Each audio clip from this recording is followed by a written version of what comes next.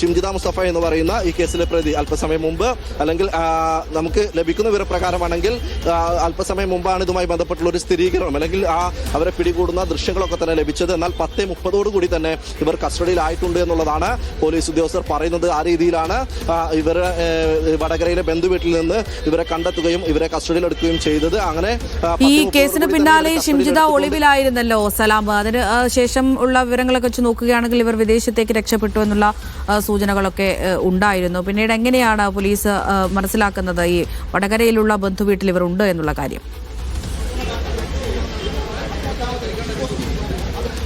അമൃത, വിദേശത്തേക്ക് ഇവർ രക്ഷപ്പെട്ടു എന്നുള്ള അല്ലെങ്കിൽ വിദേശത്തേക്ക് ഇവർ ഒളിവിൽ പോയി എന്നുള്ള വിവരങ്ങൾ നേരത്തെ പുറത്തു വന്നിരുന്നത്. എന്നാൽ ഇവർക്ക് വിദേശത്ത് പോകാനുള്ള എന്തോ സാങ്കേതിക തകരാറ്, എന്തോ പ്രശ്നങ്ങൾ ഇവരുടെ ഈ ഡോക്യുമെന്റുമായി ബന്ധപ്പെട്ട് എന്തോ ഉണ്ട് എന്നുള്ളതാണ് നമുക്ക് സ്ഥിരീകരിക്കാതെ ലഭിക്കുന്ന വിവരങ്ങൾ. അതുകൊണ്ട് തന്നെ ഇവർ വിദേശത്തേക്ക് പോകാനുള്ള ഒരു സാധ്യത അന്വേഷണത്തിന്റെ തുടക്കം മുതൽ തന്നെ പോലീസ് തള്ളിക്കളഞ്ഞതാണ്.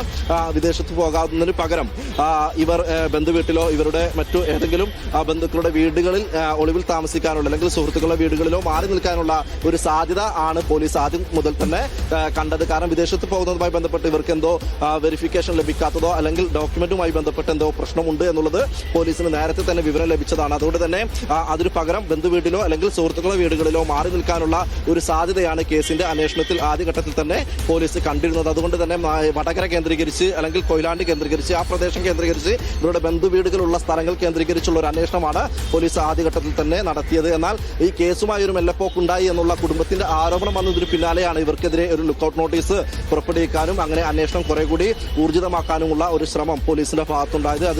ഒടുവിലാണ് ഇപ്പോൾ വടകരയിലെ ബന്ധുവീട്ടിൽ നിന്ന് ഇവരെ പിടികൂടുകയും ഇവരെ കണ്ടെത്തി ഇവരെ അറസ്റ്റ് അടക്കമുള്ള നടപടിയിലേക്ക് കടക്കുന്നതിനുള്ള ഇവരെ കസ്റ്റഡിയിലെടുക്കുന്ന അടക്കമുള്ള കാര്യങ്ങളിലേക്ക് പോലീസ് പോയത്. അറസ്റ്റ് രേഖപ്പെടുത്തി എന്നുള്ളത് പോലീസ് ഇതുവരെ സ്ഥിരീകരിച്ചിട്ടില്ല. കസ്റ്റഡിയിൽ എടുത്തു എന്നുള്ള വിവരം മാത്രമാണ് നമുക്കുള്ളത്. അതോടൊപ്പം തന്നെ കൊയിലാണ്ടിയിലെ ഒരു ഹോസ്പിറ്റലിൽ എത്തിച്ച് ഇവരെ വൈദ്യപരിശോധന പൂർത്തിയാക്കി എന്നുള്ള വിവരം കൂടി പോലീസ് പറയുന്നുണ്ട്. ഇനി അറസ്റ്റ് രേഖപ്പെടുത്തി മറ്റു നടപടിക്രമങ്ങളിലേക്ക് പോലീസിന് പോകേണ്ടതുണ്ട്. കുന്നമംഗലം കോടതിയിൽ ഹാജരാക്കി ഇവരെ റിമാൻഡ് അടക്കമുള്ള നടപടിയിലേക്ക് കടക്കേണ്ടതുണ്ട്. അതൊക്കെ തന്നെ അല്പ സമയത്തിനുള്ളിൽ ഉണ്ടാകുമെന്നുള്ളതാണ് നമുക്ക് ലഭിക്കുന്ന വിവരം. ആ രീതിയിൽ ഇവരെ ഷിംജിത മുസ്തഫയെ പിടികൂടുകയും കസ്റ്റഡിയിലെടുക്കുകയും അവരെ വൈദ്യപരിശോധന പൂർത്തിയാക്കുകയും ചെയ്തിരിക്കുന്നു. ഇനി അറസ്റ്റ് അടക്കമുള്ള ഇവരെ റിമാൻഡ് ലഭിക്കുന്നതിന് വേണ്ടിയുള്ള അത്തരം നടപടിക്രമങ്ങൾ കൂടി പോലീസിന് പൂർത്തിയാക്കേണ്ടതുണ്ട്. ആ രീതിയിലാണ് ഇപ്പോൾ കാര്യങ്ങൾ പുരോഗമിക്കുന്നത്. നമ്മൾ ദൃശ്യങ്ങളിൽ കാണുന്നത് കോഴിക്കോട് മെഡിക്കൽ കോളേജ് പോലീസ് സ്റ്റേഷന് സമീപത്തുള്ള ആളുകളെയാണ്. ഇവിടെ നേരത്തെ തന്നെ അതായത് അവർ പിടിയിലാകുന്ന സൂചനകൾ പുറത്തു വന്നതിന് പിന്നാലെ തന്നെ BJP പ്രവർത്തകർ തമ്പടിച്ചുകൊണ്ട് സംഘടിച്ച് ഇവിടെ എത്തുന്ന ഒരു സ്ഥിതി ഉണ്ടായി. അങ്ങനെ ആ രീതിയിൽ അവർ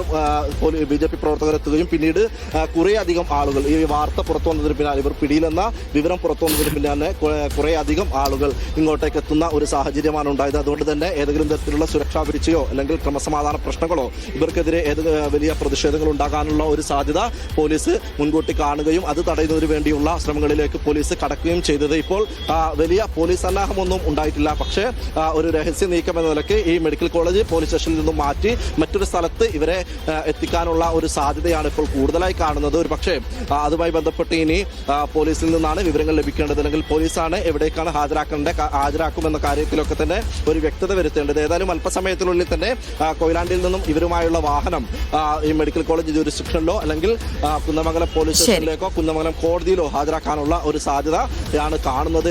അതുമായി ബന്ധപ്പെട്ട നടപടിക്രമങ്ങൾ പൂർത്തീകരിക്കുന്നു അല്ലെങ്കിൽ പുരോഗമിക്കുന്നു എന്നുള്ളതാണ് പോലീസിൽ നിന്ന് ലഭിക്കുന്ന വിവരം. അമൃത.